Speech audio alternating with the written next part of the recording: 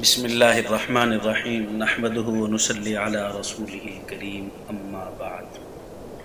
احباب گرامی، ہمارا یہ رد قادیانیت کورس کا آج 5واں سبق ہے،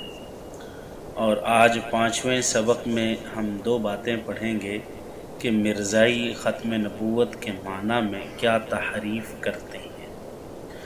اور دوسرے نمبر پر قادیانی موقف کا مختصر جامع طور پر اس کا جواب اور اسی موقف کو بھی مختصر سا ذکر کیا جائے گا۔ سب سے پہلے نمبر پر کہ مرزائی ختم نبوت کے معنی میں کیا تحریف کرتے ہیں، اس کو دیکھیے۔ یہ دیکھیں، مرزائیوں کا، قادیانیوں کا موقف ہے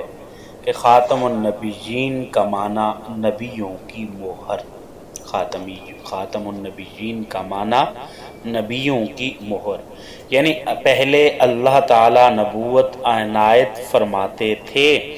اب آپ کی اتباع سے نبوت ملے گی۔ یعنی جو اللہ کی، اس سے یہ معلوم ہوتا ہے کہ جو آپ وسلم کی اتباع کرے گا اچھے طریقے سے اس کو نبوت مل جائے گی۔ یعنی جو شخص رحمت دو عالم صلی اللہ علیہ وسلم کی اتباع کرے گا، آپ وسلم اس پر مہر لگا دیں گے تو وہ نبی بن جائے گا۔ یہ قادیانیوں نے ختم نبوت کے اندر تحریف کر کے اس انداز میں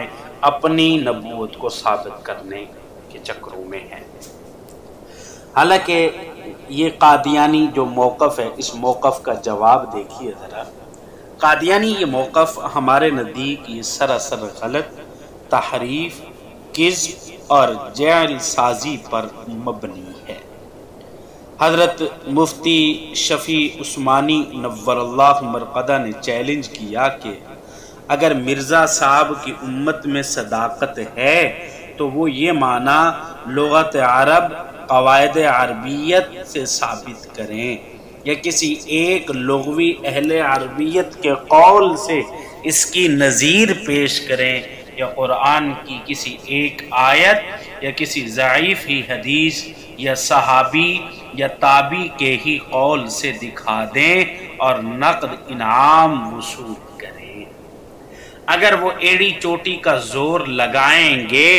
تب بھی نہیں دکھا سکیں گے، بلکہ مذکورہ سب چیزیں اس تحریف کی تردید کرتی ہیں اور اعلان کرتی ہیں کہ آیت خاتم النبیین کا مرزائی جو معنی ہے وہ باطل ہے، وہ تحریف ہے، وہ سراسر غلط ہے۔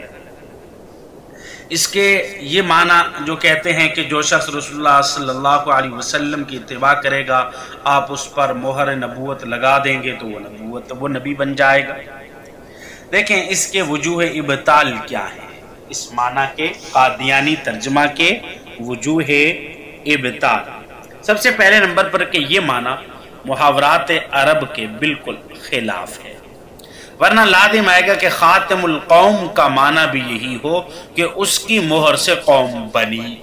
یعنی اسی کی مہر سے جیسے نبی بنتا ہے تو ظاہر بات ہے کہ آگے قوم بھی پھر بنے، اسی کی مہر سے پھر کتاب بھی بنے۔ خاتم الکتاب کا مطلب یہ ہونا چاہیے۔ اور دوسرا یہ ہے کہ مرزائی نے خود روحانی خزائن، یہ مرزا قادیانی کی کتاب ہے روحانی خزائن، اس نے لکھی ہے، اس روحانی خزائن کی جلد دوم صفحہ 431 میں خاتم النبیین کا معنی لکھتا ہے اور ختم کرنے والا نبیوں کا، اور ختم کرنے والا نبیوں کا یہ معنی لکھتا ہے اس میں۔ تو ظاہر بات ہے جو وہ موقف اختیار کیا ہوا وہ اور یہ جو معنی ادھر لکھ رہا ہے یہ دونوں آپس میں مخالف ہیں، تو اس سے معلوم ہوتا ہے کہ وہ جو موقف اختیار کیا ہے وہ سراسر غلط اور جھوٹ پر مبنی ہے۔ اور اس کی دوسری تحریف، تیسرے نمبر پر اس کے وجوہ ابطال میں سے یہ کہ مرزا نے اپنے بارے میں لکھا، خود لکھا اپنے بارے میں کہ وہ اپنے والدین کے لیے خاتم الاولاد تھا، وہ اپنے والدین کے لیے یعنی مرزا کے بعد کسی بھی قسم کا کوئی پیدا نہیں ہوا، یعنی جیسے مرزا ہے اس جیسا کوئی اور لعین اس کے باپ سے پیدا ہی نہیں ہوا، یہ آخری اولاد میں سے تھا، تو پھر خاتم النبیین کا بھی یہ معنی ہوگا۔ جب دیکھیں یہاں تم خاتم الاولاد میں آخری اولاد کو کر رہے ہو تو خاتم النبیین کے اندر مہر لگانے کا کہ جو اتباع کرے گا اس کو نبی کی مہر لگ جائے گی، وہ معنی کیسے ہو سکتا ہے؟ تو یہاں بھی خاتم النبیین کے اندر بھی پھر یہی معنی ہوگا کہ آپ صلی اللہ علیہ وسلم کے بعد کسی بھی قسم کا کوئی نبی نہیں بنایا جائے گا۔ اور اگر خاتم النبیین کا معنی ہے کہ آپ صلی اللہ علیہ وسلم کی مہر سے نبی بنیں گے تو پھر یہاں خاتم الاولاد کا یہ ترجمہ کرو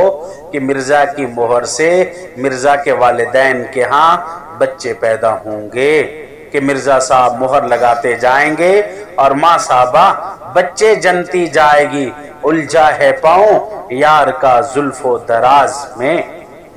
اپنے ہی بالوں میں اپنا ہی پاؤں پھسل گیا تو اپنے کیے ہوئے معنوں میں اپنے ہی موقف باطل ہو گئے ہیں، اپنی ہی کتابوں سے اپنے ہی موقف اللہ نے یوں باطل کیے ہیں۔ اور وجوہ ابطال میں سے چوتھا کہ اس ترجمے کے اعتبار سے آپ آئندہ کے نبیوں کے لیے خاتم ہوئے، نہ کہ آدم سے لے کر عیسیٰ تک کے لیے۔ آپ آئندہ کے لیے، آپ نے کہا نا کہ آخری، تو آنے والے تمام نبیوں کے لیے آپ خاتم ہوئے، کوئی نبی نہیں آئے گا۔ اس سے تو یہ پھر معلوم ہو رہا ہے مہر جب لگا دیے کوئی نبی نہیں آئے گا، ان کے لیے آپ خاتم ہیں، اور واقعی آپ سب تمام آنے والے نبیوں کے لیے کیا ہیں؟ خاتم ہیں۔ اور پانچویں وجہ ابطال یہ بیان کی ہے کہ مرزا لکھتا ہے کہ اس امت میں نبی کا نام پانے کے لیے صرف میں ہی مخصوص کیا گیا ہوں، نعوذ باللہ معاذ اللہ، نقل کفر نہ باشد۔ مرزا یہ لکھتا ہے کہ اس امت میں